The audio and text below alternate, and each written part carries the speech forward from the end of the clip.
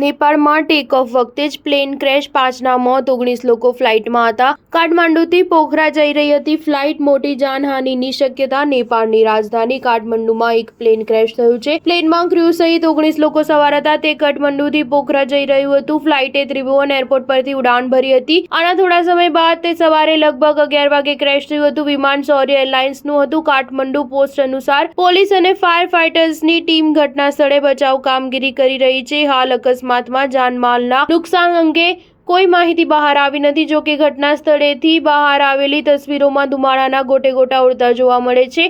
વિમાન સૂર્યા એરલાઇન્સનું હોવાનું સામે આવ્યું છે. કાઠમંડુમાં આવેલા ત્રિભુવન ઇન્ટરનેશનલ એરપોર્ટ પર આ દુર્ઘટના સર્જાઈ હોવાની માહિતી છે. આ વિમાન પોખરા માટે ઉડાન કરી રહ્યું હતું. વિમાનમાં ફક્ત એરલાઇન્સનો ટેકનિકલ સ્ટાફ હોવાની માહિતી મળી રહી છે. જો કે તેમાં કોઈ મુસાફર મુસાફરી કરી રહ્યું ન હતું.